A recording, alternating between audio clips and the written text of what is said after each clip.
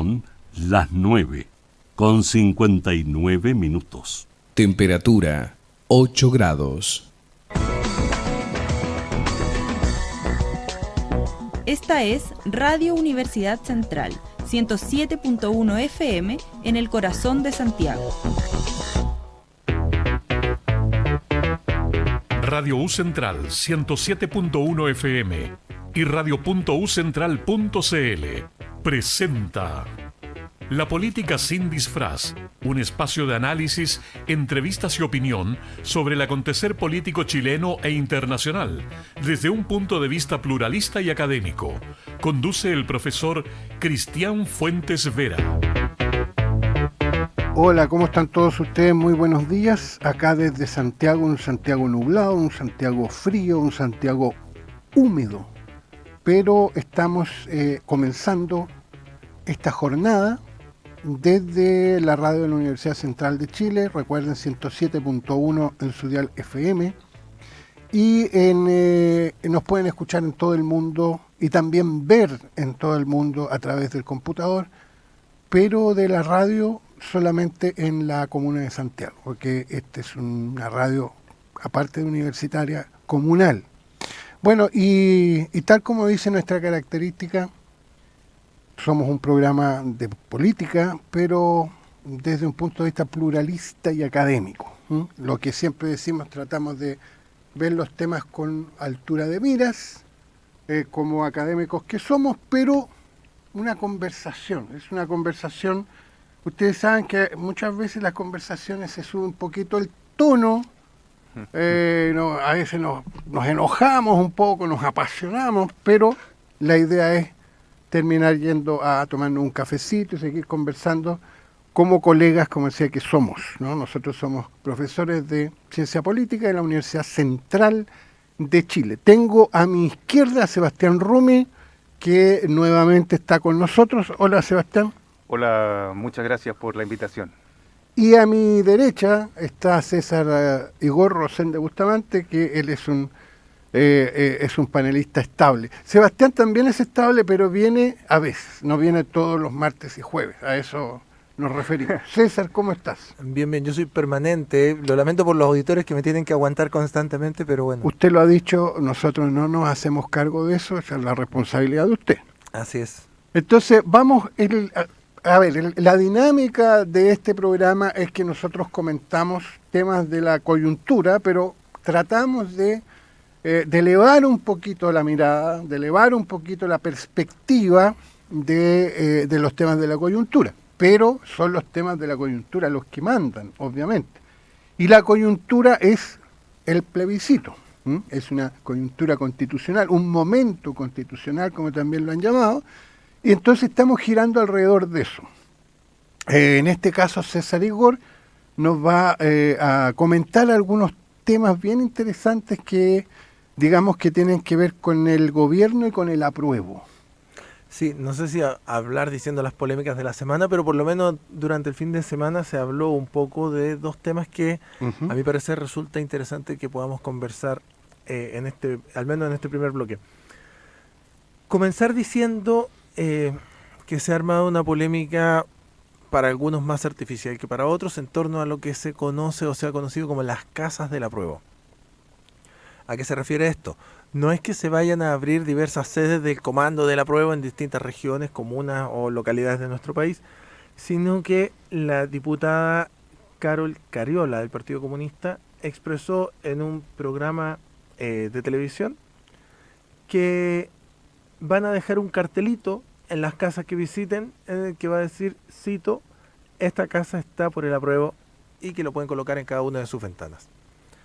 Entonces, la oposición evidentemente reclamó diciendo que esto tiene visos de totalitarismo, de estalinismo, que cómo se les ocurre estar marcando casas y dividiendo a la sociedad, cuando el CERVEL responde diciendo que mientras se cuente con la aprobación del dueño de casa por escrito y que luego el comando lo notifique el CERVEL, esto no tiene ningún problema legal. Ahora, yo particularmente veo esta idea del apruebo como una acción para dar cuenta de que el rechazo no sería tan transversal como se quiere mostrar. Entonces, bueno, si hay casas en que se dice o se muestra que van a votar por el apruebo, parece que no es tan transversal el rechazo. Yo lo entiendo así, creo que ese es el movimiento que quieren hacer desde lo político. No sé si ustedes consideran que esta polémica es más bien artificial o de verdad no corresponde estar colocando carteles en las casas para un lado o por el otro. Quizás desde lo ético, quizás desde lo político, desde lo electoral.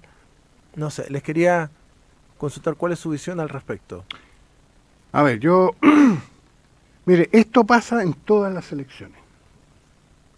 Efectivamente, se le pregunta a la gente que quiere poner esta balconera o quiere poner este sello o este cartelito y la gente dice sí o no y punto, ya está, ahí queda.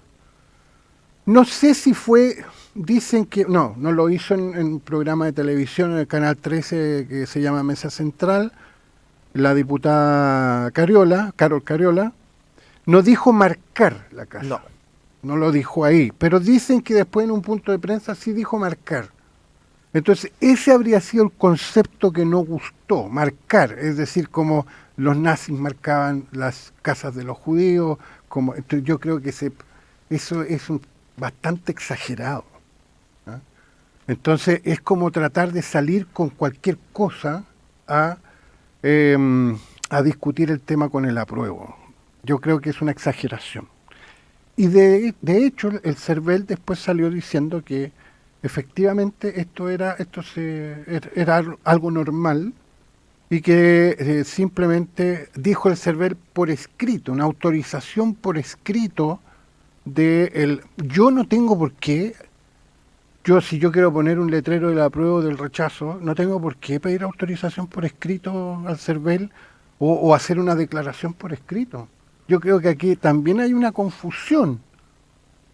De hecho, en mi casa se ha hecho esto en todas las últimas elecciones. Se ha puesto una balconera.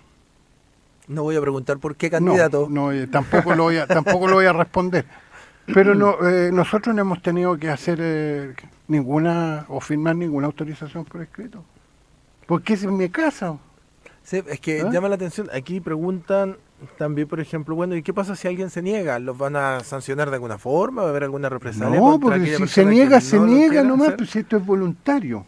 Esas son las críticas que se le han dado Claro, si hay, no sé, si van por el apruebo y resulta que en la casa están por el rechazo, el señor o la señora dicen no quiero poner esto, que no sé, pues si no quiere meterse el lío ni discutir, va a decir, mire, no puedo, porque qué sé yo, que después reclaman, después los vecinos, que qué sé yo, entonces prefiero no poner nada. Ya listo, se acabó el problema. Entonces, mire, disculpen que yo presente, digamos, ejemplos de cosas que me hayan pasado a mí. En mi casa pusieron una balconera y le tiraron un huevo. Un huevo. Ese huevo podría haber sido una piedra. Sí. Por suerte fue un huevo, no fue una piedra. Bueno, estas cosas pasan, sí. Entonces, bueno, como decía antes, la autorización por escrito yo creo que nadie lo hace. Ahora, sí. Pero el punto es que esto es voluntario. ¿Ah? Y es voluntario, por lo tanto, podría reclamar un vecino, obviamente, si entre comillas tratan de obligarlo a poner algo. Claro. Exactamente. Eso sí. Bueno, quiero hacer Sebastián Rumi, entre paréntesis, va a tomar la palabra. Voy a tomar la palabra. Hoy voy a hablar más lento que lo que normalmente hago, digamos. Haga lo que quiera. Acá estamos, pues. No, déjeme decirle que concuerdo con usted. Esta vez concuerdo con usted. Esta vez. No, obviamente, la gracia es que acá haya debate. No siempre. No siempre, pues, eso está bien. Este es un espacio donde hay libertad de pensamiento, ¿cierto? Y de expresión. Primero que todo, hay que decirlo y de manera clara, digamos. Acá nadie está marcando casas. No. ¿Ya? En eso yo estoy muy de acuerdo acá con el profesor. No es una cuestión totalitaria, creo que es totalmente fuera de lugar por parte de los sectores que quieren rechazar el borrador. Decir que esta es una actitud totalitaria. No, acá nadie está marcando. ¿Ya? Nadie está marcando casas, a la gente se le pregunta y la gente puede decidir. ¿Ya? Por otra parte, también esto está dentro del marco legal, como como señaló el profesor anteriormente. Y bueno, el problema sí, si es que uno quisiese encontrarle la quinta pata al gato, por decirlo de alguna manera, tiene que ver con este asunto de la división del país, en el sentido de que, claro, pues si en una casa uno pone apruebo, y uno pusiese, digamos, un logo o alguna cosita fuera de la casa, eso también puede crear cierta presión social, pero eso es parte de la estrategia política. Lo que quiere de la gente el apruebo, a mi juicio, es que haya visibilidad para poder contrarrestar lo que las encuestas al menos están señalando en los medios de comunicación. Decir, oye, las encuestas dicen esto, pero miren todas estas casas que tienen el logo del apruebo. Y eso podría crear cierta incomodidad en ciertas personas, etcétera. Yo lo entiendo. Sin embargo, nosotros estamos en una sociedad, en una democracia, la gente puede expresarse como quiera y tienen todo el derecho a poner afuera de su casa un logo que señale apruebo. Además de lo de marcar, que es, bueno, si lo dijo la diputada Cariola, fue un error. Bueno, el concepto fue un error, pero si es por marcar, fíjense ustedes que, y esto lo hacen los expertos electorales, los expertos de los partidos y todo eso, no está identificada la casa de quienes votaron por uno u otro, pero sí el sector. Eso está identificado sector por sector de las ciudades, del campo y todo eso, entonces se puede, y de hecho se identifica, por ejemplo, una población donde ganó determinada fuerza política y los adversarios van a esa población a hacer campaña. Eso se hace. O sea, entre comillas, electoralmente todo Chile está marcado. Sí, exactamente. Y lo que sí quería... perdón, el voto es secreto, pero los resultados no son secretos. Vista, claro. O sea, nosotros sabemos, por ejemplo, qué comunas votaron de una manera y qué comunas de otra. Entonces sabemos... Y más, pero todavía más especificado. Pero no a nivel de casa. No a nivel de casa, quizás cuadra por cuadra. Creo que llega hasta como por ahí, digamos. Ahora, como pudo haber habido un error de Carol Cariola al decir esta palabra tan controversial que fue marcar, bueno, en esa dimensión entiendo también los dichos del CERVEL, en el sentido de que se pueda certificar que acá no hay ninguna casa marcada y que en el fondo la gente que puso la señal de apruebo lo hace por propia voluntad. Sería, a mi juicio, simplemente un mecanismo para poder señalar que acá no hay ningún tipo de intervencionismo o no hay ningún tipo de marcaje de las casas que no sea es también voluntario. Como el rayado.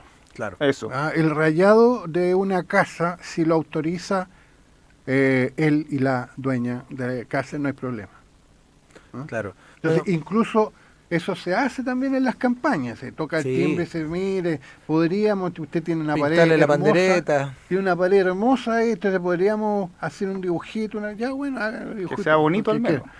Claro, entonces, bueno, lo otro es como puro rayado, pura, etcétera, eso como que no es estéticamente no es muy lindo que digamos, pero se pide permiso. Los quiero llevar al otro tema, ya que estamos más o menos de acuerdo en que quizás la palabra no fue la adecuada y la reacción fue un poquito exagerada, porque es algo que normalmente se hace en campaña.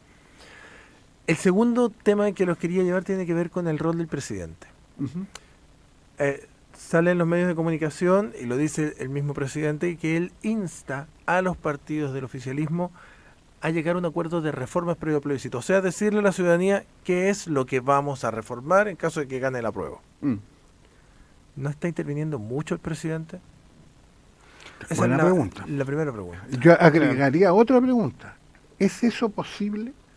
O sea, las fuerzas están medias conflictuadas respecto, por ejemplo, el PPD ya tiene una lista de propuestas, el Partido Liberal se plega a la lista del PPD, el Partido Socialista y el Radical podría ser que conversen, pero por el otro lado de más del área de izquierda, por apruebo un poquitito dignidad. Complicado, claro, por apruebo dignidad, el Partido Comunista están más complicados. A mi juicio, primero que todo esto me parece una estrategia por parte de Boric, digamos, del Ejecutivo, en el sentido de que él quiere poner un poco de presión en el plebiscito. ¿Por qué digo esto? Porque evidentemente por una parte tenemos un borrador, ¿cierto? Que ya está listo el borrador. En realidad no es borrador, pero es una propuesta. Sí, una propuesta, digamos, que quizá va a tener ciertas modificaciones si es que gana la prueba.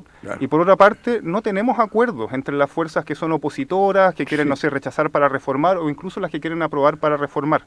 Por lo tanto, con lo que está haciendo Boric, a mi juicio, es poner presión antes del plebiscito para decir, ok, si no quieren el borrador, bueno, pónganse de acuerdo, hay que dar alternativas. Sin embargo, esto me parece más que nada una estrategia política antes que una suerte de deseo real de que hay una propuesta alternativa, digamos. Es para poner presión en el contexto del plebiscito. Esa es mi Alguien opinión. puso el tema, y no digo alguien, o sea, el rechazo que pone estos temas, que dice de que el aprobar para reformar en realidad es una quimera, es un sueño, es una utopía, porque al final si se aprueba la nueva Constitución no va a haber ninguna reforma.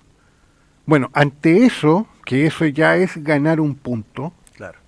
las respuestas han sido vacilantes por el lado del apruebo y eso hay que reconocerlo. Sí. Entonces ahí yo estoy de acuerdo con Sebastián, lo que el presidente está diciendo, sí, claro, hay que hacerlo. Pero mi pregunta es, ¿hasta dónde hay acuerdo? Porque también es lógico que una vez que se apruebe, digamos, la nueva Constitución, si es que se aprueba, venga un periodo, de hecho está en las normas transitorias, que acordó la propia Convención, venga un periodo de transición, que es hasta el 2016, perdón, hasta el 2026, Sí, sí. estaba comiendo 10 años, hasta el 2026, donde ahí en el transcurso de echar a andar la Constitución, 60 leyes dicen que son necesarias para eso, otros hablan de 63, otros hablan de 130 leyes, imagínense, ¿no?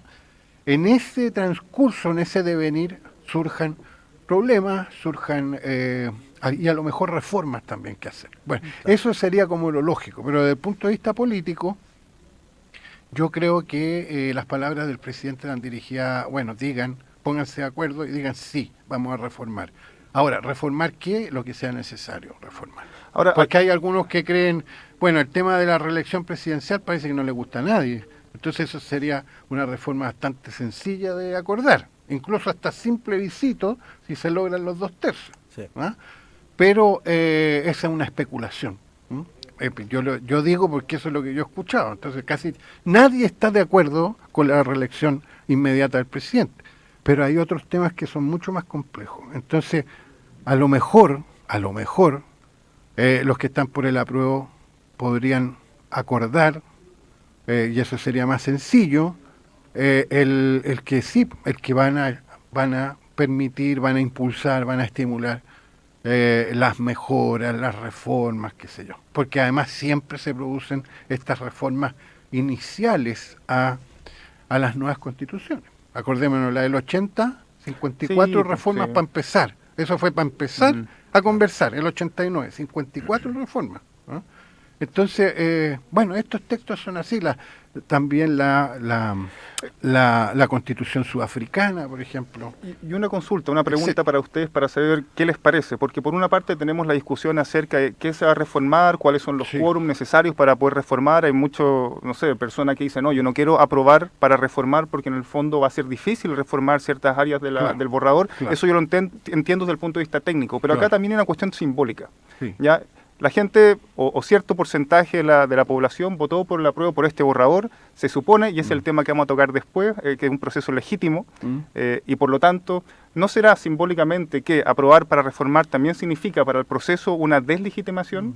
En el sentido que se legitimó un proceso, la gente votó por ese proceso, se creó un borrador y luego, con este plebiscito, se acepta nuevamente y empezamos a reformarlo, digamos, a pesar de que hubo cosas que fueron ya acordadas en el marco de la convención. Es una pregunta abierta para quien quiera...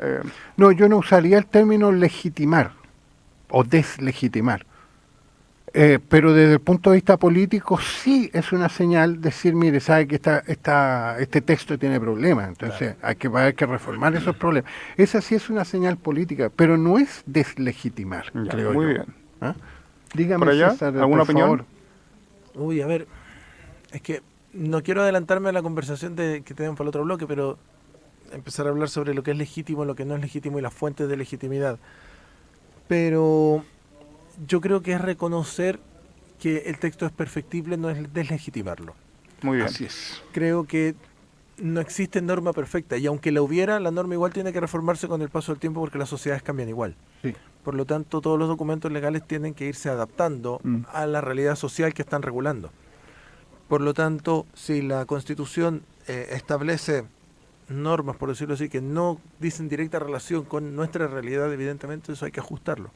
Estamos de La acuerdo. Constitución del 25 puede que sea la Constitución menos reformada de la historia de Chile. Puede, ¿eh?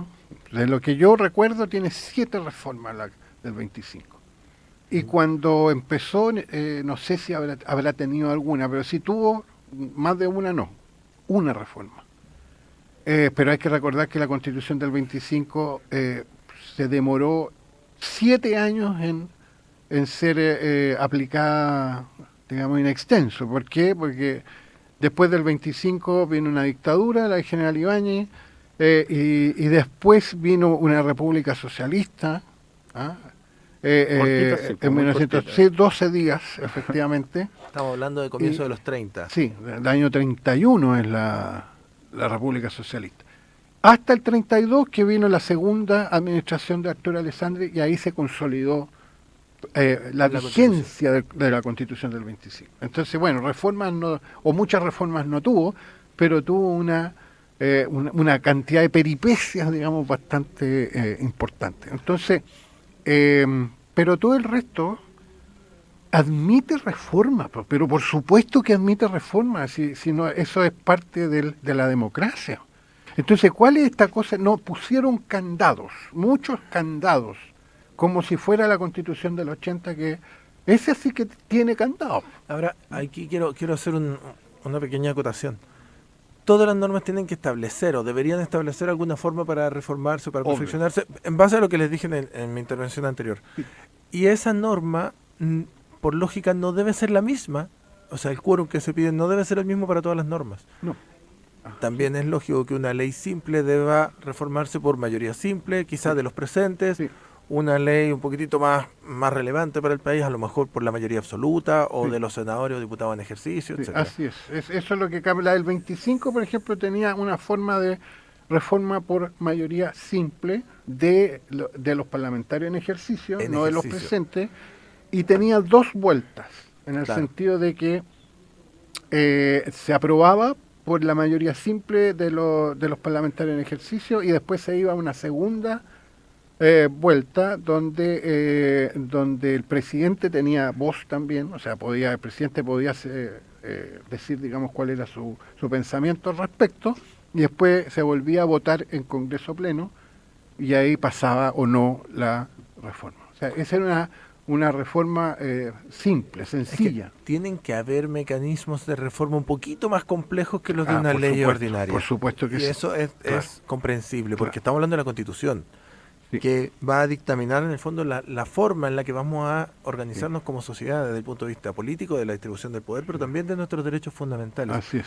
Por eso se supone que la Constitución no debe estar entregada al vaivén de las mayorías circunstanciales, sino que tiene que tener una exigencia un poquitito más alta. Claro, pero ahí hay en el mundo, digamos, hay distintas experiencias, ¿no? O sea, entonces ¿cuál es el número?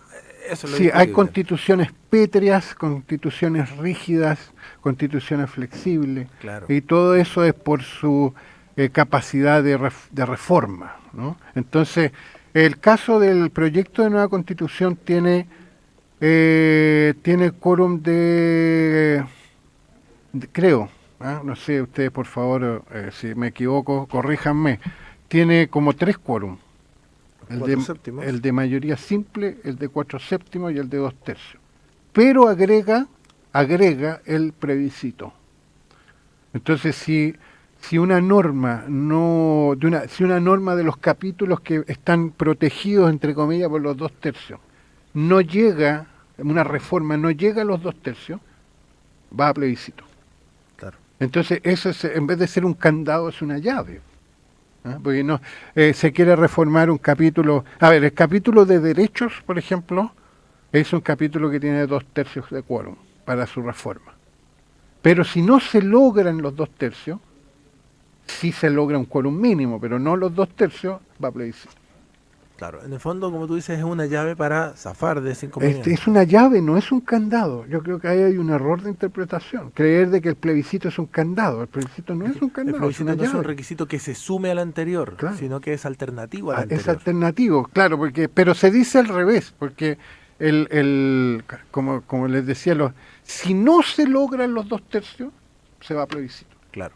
Si se logran los 2/3 del Congreso, se reforma sin plebiscito.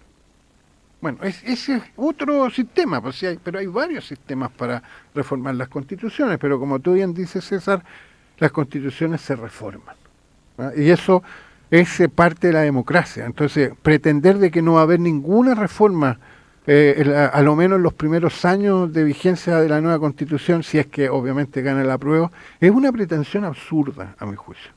Tanto para un lado como para el otro, tanto para los que dicen de que esta sería una constitución pétrea o poco flexible en su reforma, como para los que del otro lado que dicen no, esperemos, veamos cómo funciona y después vemos si reformamos o no reformamos. Por eso decía que me parece posible, algunos creen que es necesario el hecho de que haya un amplio acuerdo en el apruebo de reformar si es lo que se requiere. Sebastián, usted, ya que estamos llegando a al momento de la pausa musical, usted tiene la palabra. Bueno. No, bueno, yo creé una pregunta básicamente para iniciar el debate y estoy de acuerdo. O sea, cualquier reforma tiene que tener la posibilidad, cualquier constitución o tiene que tener la posibilidad de ser reformada, digamos. Y para eso existen, como bien decía César, distintos mecanismos para que eso funcione, digamos. Creo que tiene que ser parte de cualquier constitución, tener esos mecanismos para reformar. Ahora vamos a entrar en el próximo bloque acerca de lo que es la legitimidad de origen y si es legítimo, por ejemplo, cómo se constituyó esta constitución, cómo se constituyó la Asamblea Constituyente en comparación, por ejemplo, a la Constitución de 1980. Claro. Cuáles son los tipos de legitimidad que están rigiendo en ambas constituciones, porque son distintos tipos de legitimidad también. Claro. Y para ello también vamos a definir a qué me refiero, a qué nos referimos con legitimidad. Sí, también. Así es. Porque claro, una cosa es que uno tenga mecanismos para poder reformar y otra cosa muy distinta es con los mecanismos que han sido elegidos o los modos en el cual han sido creadas las constituciones se han visto desde el punto de vista del origen como legítimo ante los ciudadanos. Claro. Por ejemplo, si un plebiscito puede ser visto como una instancia legítima para poder tomar decisiones en una sociedad. Sobre todo porque hay cierta literatura que señala los plebiscitos como mecanismos bastante populistas para tomar decisiones, sobre todo cuando las élites políticas no son capaces de procesar los problemas de la ciudadanía.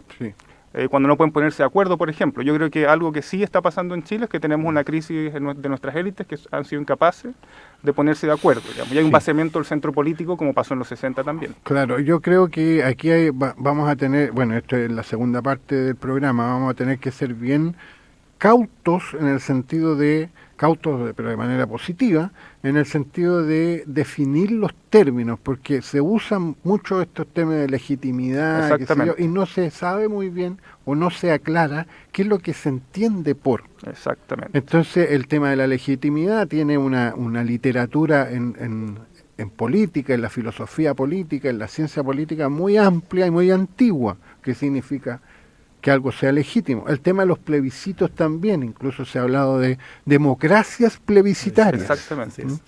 Entonces eso que tiene que ver con la representación, porque las nuestras son democracias representativas. Pero en los últimos años hay un movimiento importante en el mundo en función de agregarle a la democracia representativa ciertos instrumentos, ciertas herramientas de democracia más participativa. Sí, pues incluso hay... ¿Por qué? Eso también lo tenemos incluso que decir. Incluso hay sectores que han defendido hasta el día de hoy democracias ya de frentón más directas, digamos, democracias radicales, que aún no las vemos en ninguna parte del mundo. La democracia directa, así nació la democracia, pero eso nació en Atenas. Claro. La democracia directa tiene... también démonos entonces algún tiempecito. Uno de sus grandes defensores fue Rousseau, también, el de las democracias directas. Claro, en el momento cúlmine de la democracia ateniense, fíjense usted que las magistraturas, como se llamaban los cargos, se seleccionaban por sorteo, no por elección, porque los atenienses creían que la elección era discriminatoria. Entonces, porque decían, ¿por qué tengo que elegir a otro? O sea, ese otro es mejor que yo. Bueno, pero esa es la democracia como la inventaron los atenienses, ¿no? Donde también los esclavos están excluidos. Y los esclavos eran los que hacían el trabajo. Entonces el ciudadano ateniense tenía tiempo para la filosofía y la política.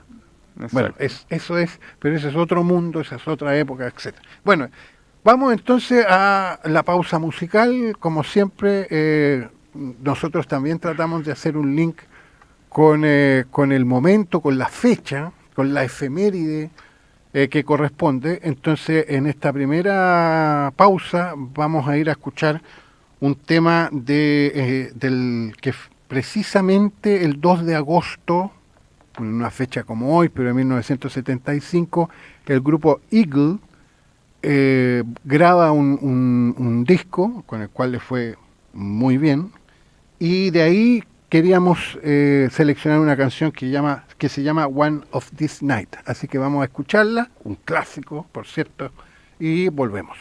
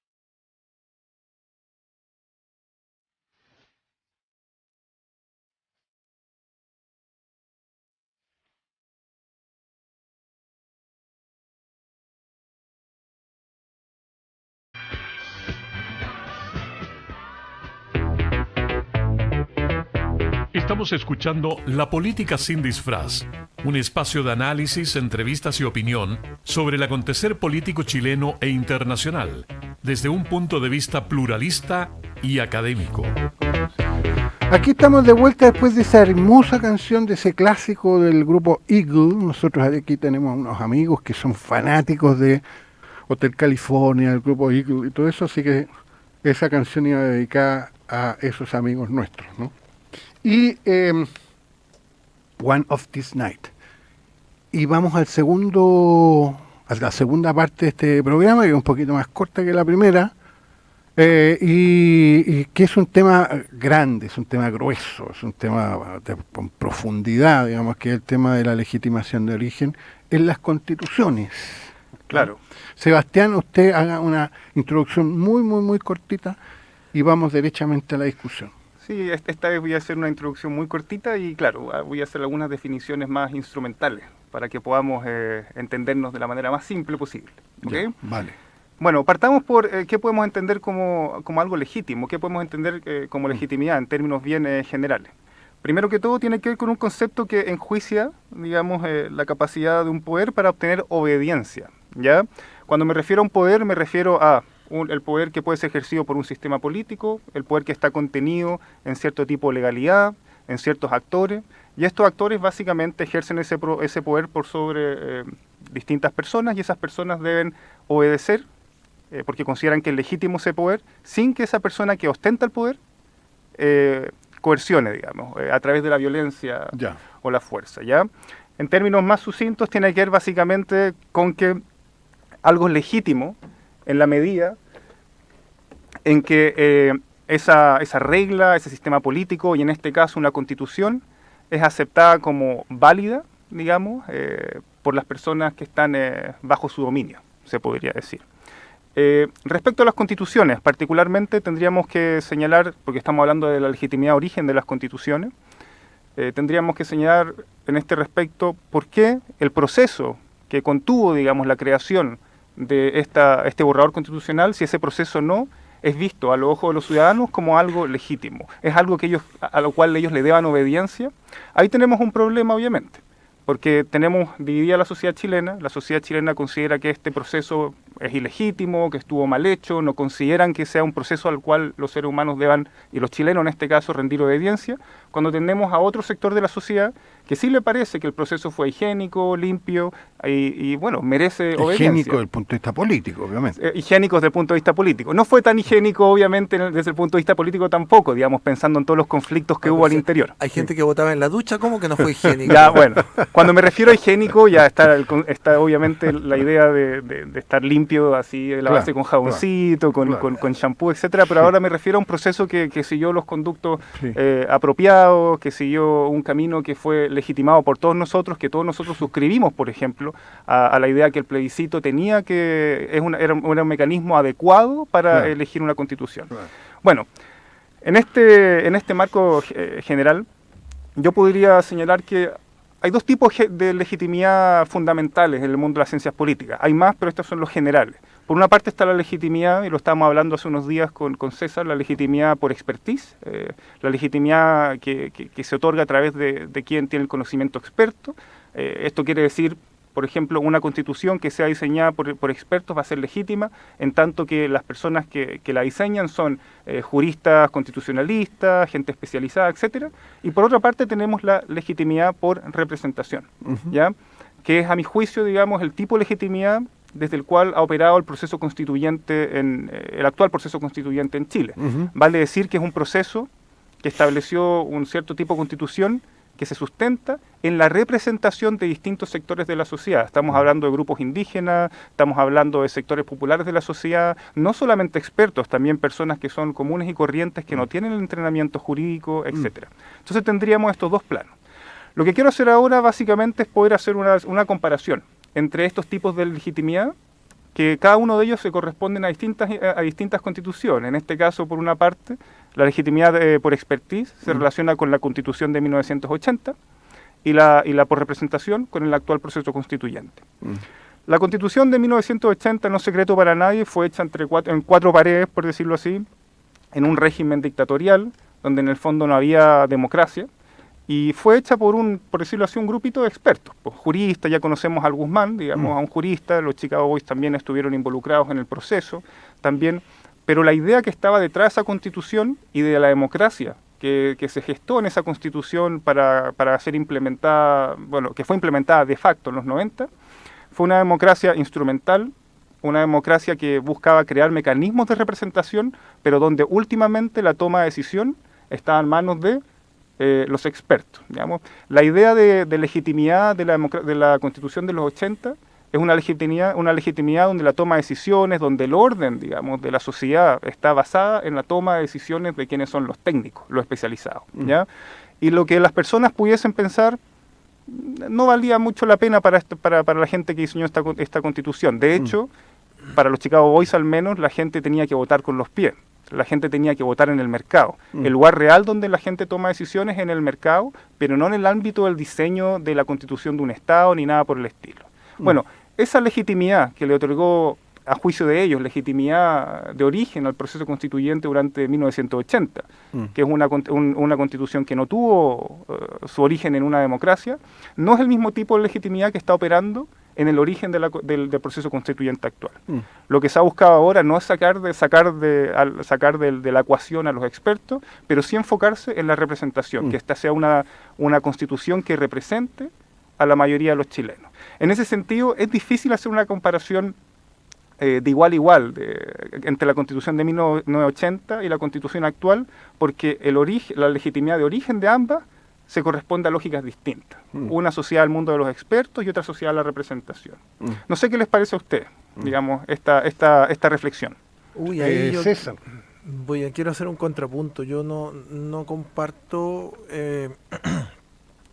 que la Constitución sea legítima porque sea hecha por expertos. Yo entiendo la legitimidad más bien como el acuerdo de los gobernados con el origen, en este caso, del poder de un gobernante. Pero desde mi perspectiva al menos no creo que haya existido un acuerdo de la sociedad en que la Constitución sea hecha por expertos. Por lo tanto, no es de la sociedad. Ahí yo no veo legitimidad. Es que esa es la gracia de esa legitimidad. ¿Podría haber un acuerdo en eso? La legitimidad en ese sentido está hecha entre cuatro paredes. Esa es la gracia. ¿Dónde está lo legítimo en eso? O sea, yo te puedo creer desde el punto de vista técnico, puede ser espectacular porque le hicieron puros expertos, pero si no está el acuerdo de los gobernados en que se haga de esa forma, yo no la encuentro legítima. Sí. No, ojo, yo suscribo a esa misma opinión. Simplemente estoy ilustrando distintos tipos de legitimidad y estoy hablando del tipo de legitimidad que operó en la Constitución de 1980. Sí. Nada más que eso. No estoy diciendo que esa sea... Uno puede hacer un juicio de valor al respecto, obviamente, y criticarla. Yo lo critico. Yo creo que tiene que haber acá... a mi juicio debería haber, en toda formación constitucional, una suerte de balance entre estos dos tipos de legitimidad. Sí. Porque en el fondo la gente tiene que estar representada, pero al mismo tiempo necesitamos a juristas y abogados constitucionalistas que estén involucrados. Sí, lo que pasa es que yo no... Pero a eso voy. La Constitución de 1980, para los criterios con los cuales nosotros estamos midiendo la legitimidad actualmente, es totalmente ilegítima. Fue hecha fuera de una democracia, ¿ya? Fue hecha según los criterios de legitimidad asociados a la expertise, y además de eso, esos criterios son cuestionables. Recuerdo un libro de Alejandro Foxley, que se llama Experimentos Neoliberales en América Latina, donde él señalaba cómo era que los Chicago Boys y, bueno, los expertos encargados, digamos, en gran medida la toma de decisiones durante el régimen militar, ellos se consideran a sí mismos como la moderna ciencia económica. ¿Ya? Ellos eran los únicos expertos y no había espacio para visiones de expertise alternativa.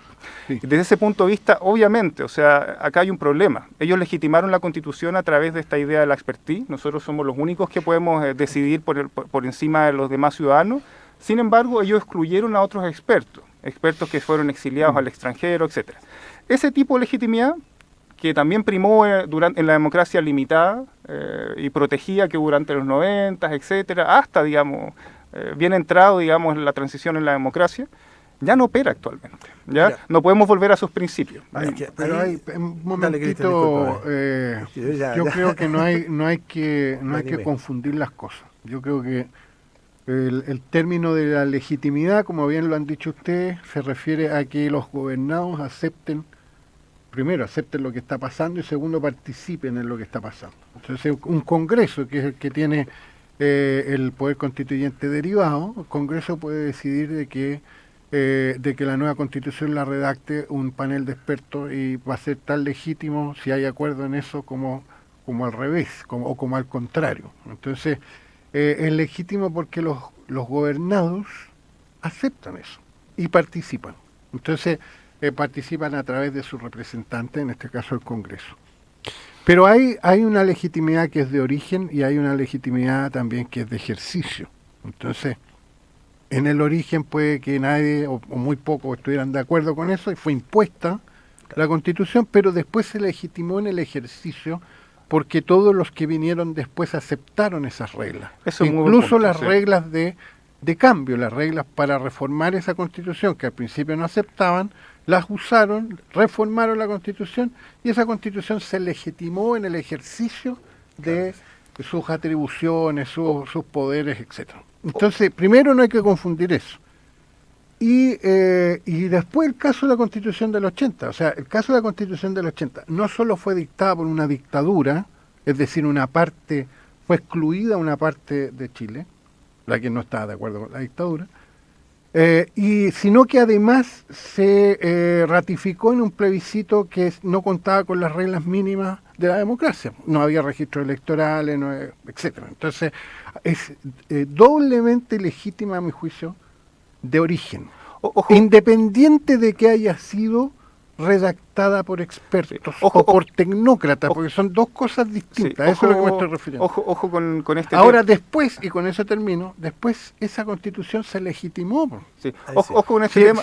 Si los últimos 32, de 42 años de vigencia de la Constitución del 80, los últimos 32 años se ha gobernado bajo esas reglas, En democracia. en democracia. Ojo Exactamente. con este tema, porque estoy de acuerdo obviamente con usted. Acá lo que estoy haciendo simplemente son disquisiciones acerca de tipos de legitimidad y cuáles fueron los tipos de legitimidad que operaron a la hora de la formación de la creación de esta democracia durante la dictadura. ¿Ya? Claro. No, evidentemente después del 2005, con la firma, por ejemplo, Ricardo Lago, eso le otorgó cierta legitimidad a esa constitución. Mira, Déjeme terminar, pues, pero señor. yo no meto el 2005 Sí. porque el 2005 fueron reformas, no fue una Sí, nueva Constitución. pero lo que asunto es que tiene la firma de un presidente que fue elegido en el marco democrático. Bueno, ¿y ¿ya? eso qué tiene que No, ver? a lo que voy, que eso da cierta legitimidad desde el punto de vista de la democracia representativa. Acá estamos confundiendo cosas. Al principio de esta temática di una proposición, digamos, más funcional acerca de qué podemos entender como legitimidad. Pero la legitimidad de una constitución, la legitimidad también de las instituciones, de las reglas que nos rigen una sociedad, no tienen solo lugar dentro del contexto de la democracia. ¿Ya? La democracia no es el único sistema político que nos ha regido. Obviamente para el problema que tenemos actualmente, que dentro de un sistema democrático que además está en crisis, digamos, ya lo habló el profesor acá con anterioridad, la crisis de la representación en las democracias liberales, es un problema. La legitimidad no es un asunto que tiene lugar solamente en el contexto de una democracia. Es por esa razón que durante la dictadura, durante el régimen militar, los Chicago Boys junto a los gremialistas, esta tradición, elaboraron un tipo de legitimidad. ¿Ya? O se basaron en este tipo de legitimidad de expertise, digamos, en el cual estuvo basada esta constitución, pues, y que obviamente, como ya lo hemos dicho, excluyó, es un poquito es engañador, digamos, porque también excluyó a un montón de personajes que eran expertos y que fueron exiliados, digamos, o que no tuvieron la posibilidad de participar. El mismo Foxley, digamos, que actuó desde Sigue-Plan, por ejemplo, ¿ya? Y obviamente, si uno piensa en el contexto democrático con el cual estamos nosotros viviendo actualmente, los cambios, las reglas, los regímenes se legitiman en virtud de un modelo que ha aceptado por todos nosotros actualmente, Claro. que es la democracia, ¿cierto? Claro. Desde ese punto de vista, si nosotros votamos dentro del sistema democrático, que supone que todos aceptamos por Ricardo Lagos, y después Ricardo Lagos puso la firma en la Constitución de 1980 con todas las reformas que ya tenía, eso le dio cierta legitimidad. Eso no quiere decir que moralmente sea buena o mala, o que si sigue siendo o no la Constitución de Pinochet, ese es otro tema. Estamos hablando de que una persona que fue elegida dentro del contexto democrático, y el contexto democrático, el sistema democrático, digamos algo que supone que todos aceptamos, le da legitimidad a la Constitución. No estoy hablando si es buena o mala, no. Yo no estoy de acuerdo con que le dio legitimidad a la Constitución del 80 a la reforma del Lago del 2005, si ese es el tema en discusión. Le dio legitimidad el hecho de que se aceptó y se jugó con esas reglas desde el 90 hasta ahora. Eso es lo que le da legitimidad claro, de ejercicio. pero no de origen. Yo No, insisto no, en- Y de origen no. el origen es, por eso hablé del régimen militar, estamos hablando del ejercicio. Tú Sí, incluiste lo del ejercicio Ahora, sí. cuando hablaste de Lagos después. Sí, me quiero remontar un poquitito a Weber. Ujú. Max Weber, para la gente que Que no, definió no este- escucha, este Sí, lo define definió, el concepto ¿no? de legitimidad y establece tres tipos de denominación, pero de ahí derivan la definición de los tipos de legitimidad. Tenemos la legitimidad en el ámbito de origen.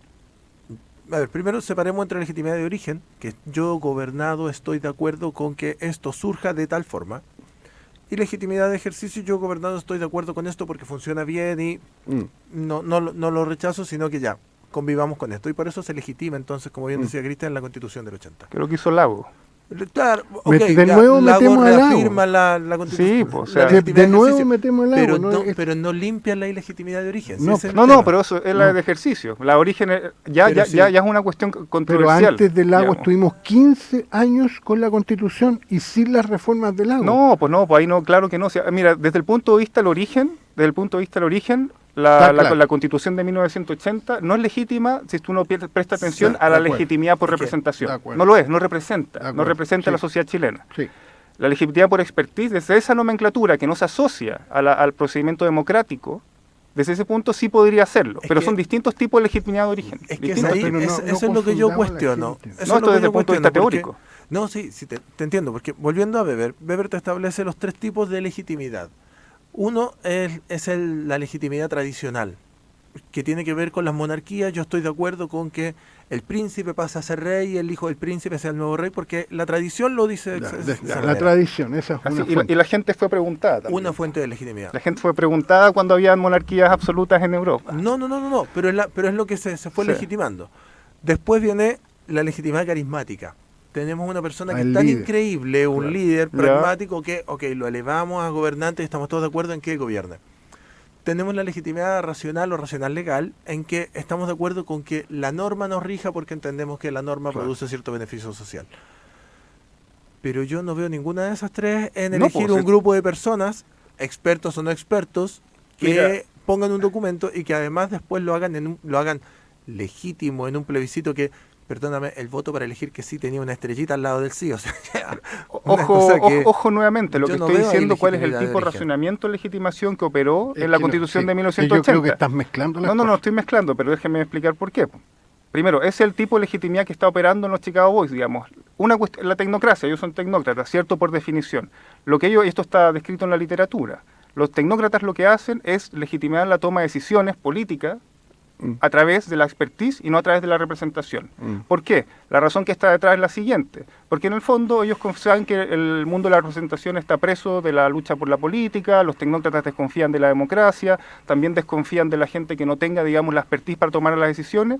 Y este fue el tipo de legitimidad, no estoy diciendo que esa es la que nosotros a posteriori le damos a la déjame terminar, pues, a la Constitución de 1980. Ese es el tipo de legitimidad que primó a la hora de que estos personajes desarrollaran esa Constitución, la de origen, ¿ya? En ese momento. Es que ahí... Así ellos la legitimaron. Ahora, eso no quiere decir que efectivamente haya tenido, digamos, esa legitimidad, porque como ya les dije, citando a Foxley, estos tipos decían que eran los únicos expertos, Claro. que eran los únicos, pero no lo eran.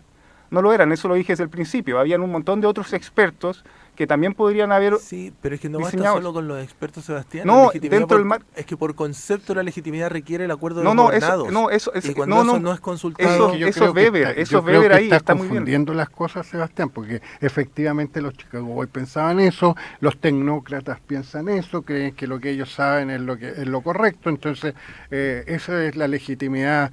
¿Sería una legitimidad racional, legal, desde el punto de vista Se llama por la Claro. literatura legitimidad por expertise. por expertise? Sí, Esa no, sí te legitimidad no tiene absolutamente nada que ver con lo que estamos hablando. No, pues a mi juicio tiene mucho que ver. No tiene nada que ver, Pero es porque que- lo que pero que- estamos hablando es otra cosa. No, lo que estoy diciendo, lo que estoy describiendo es que es el tipo de legitimidad que operó a la hora de la creación de la Constitución de 1980. Pero, nadie, Ese tipo pero de legitimidad... aparte de los Chicago Boys, nadie Bueno, más reconoció a esa lo- es que legitimidad. ese- Oye, el yo no, punto. ojo con esto, yo no estoy defendiéndola, estoy describiendo cómo se dio esa situación. Lo que estoy Sí. diciendo es que actualmente ese tipo de legitimidad, que fue una legitimidad que también operó bastante durante la tecnocratización que hubo en los 90, etcétera, en un contexto de democracia limitada, donde había una democracia que era simplemente un mecanismo de representación política, eso se ha erosionado. Y lo que está primando en el actual proceso constituyente es una legitimidad por representación. Lo que más importa es que en el fondo los sectores excluidos de la sociedad se hayan integrado al proceso constituyente después de haber estado años en una constitución que en el fondo fue diseñada sin haber consultado en ningún sentido a la ciudadanía. No es nada más que eso, estoy simplemente describiendo que acá operaron dos tipos distintos de Acuérdate que legitimación. los militares también... Más allá de Weber, ya los más allá de militares, Weber. los Pero- militares también tenían un tipo de legitimación o se legitimaban a sí mismos como los intérpretes del alma de Chile, pero no estamos pero la hablando Constitución de de eso, 1980, ojo, este fue una dictadura cívico-militar, Sí. y la Constitución de 1980 fue hecha por este grupo la mezcla entre los Chicago y los gremialistas, digamos. Y Pinochet de alguna manera suscribió a esto porque ya se enmarcó después del 75 Bueno, en este está bien. proyecto, Sí, nada todo más, eso, nada todo más eso que es eso. cierto. Sí, Pero mira, yo creo- discúlpame Dale, porque Cristian, dale. ya nos Uy, tenemos ya. que ir, pero que no se confunda. Yo sé que eso es meter otro tema que también podríamos discutir durante un buen tiempo, pero que no se confunda la unanimidad con la legitimidad, No. porque Es eso es muy distinto. peligroso. No es que todos los ciudadanos estén de acuerdo con una forma constitucional. No, es que los po, ciudadanos no. acepten No, esa forma por constitucional. ejemplo, Eso es lo que por estamos ejemplo, hablando. esta constitución, ya podemos cuestionar la legitimidad de origen, pero en el fondo sería legítima desde el punto de vista de la representación, sí, solo sí, todos nosotros más o menos estamos de acuerdo con el mecanismo, no con el resultado. Si estamos de acuerdo con el mecanismo para elegir esta constitución, debería ser legítima, a pesar de que el resultado Bueno, no puede fuese, ser. no fuese, Claro, digamos, el puede que yo ser quiero. legítima de origen y no Sí, de ejercicio. Exacto. Dentro de la democracia, la legitimidad por representación es muy importante. Dentro de la dictadura no lo fue. Eso Sí, nomás. Mira, lo último para cerrar el tema de la legitimidad de expertos, yo también creo que puede existir legitimidad de expertos. Pero esa Ahora- legitimidad de expertos tiene que estar respaldada porque el gobernado tiene que sentirse que corresponde que Ya esa no- decisión nos quede en tenemos un que grupo de retirar. expertos. Está en una está discusión haciendo- normativa, es descriptiva, eso es lo que estoy intentando decir. Araña, Luis Felipe, Seguiremos así conversando que en el café. recuerden que eso significa que ya... No Por lo tenemos que tanto, ir. tenemos que irnos, pero nos vamos a ir con otro tema. Sebastián, no sé si tú puedes anunciarnos el tema con el cual nos vamos a despedir. Ya, Te otorgamos la legitimidad para hacerlo, Sebastián. sí, no la necesito porque yo soy el experto. ¡Oh, rayos! No, Benjamin Clementine es un joven que ya no es tan joven, que partió tocando ahí en música en los metros de Londres, digamos, Ya. el metro de Londres, y saltó a la fama, y la verdad yo lo descubrí, tampoco es que yo sea un experto acerca de este cantautor, pero lo encuentro bastante talentoso y lo comencé a escuchar hace 2 años, básicamente, y nada, y si tengo alguna razón por la cual lo he elegido es porque es un cantautor ¿Y qué que me tema? tocó, Cornerstone se llama. Cornerstone. Con eso entonces nos despedimos, nos volvemos a ver y a escuchar el próximo jueves. Gracias César, gracias Sebastián. Gracias el a que ti, les Cristian. habla, Cristian Fuentes también. El próximo jueves nos vemos y nos escuchamos. Chao, chao. Adiós, adiós.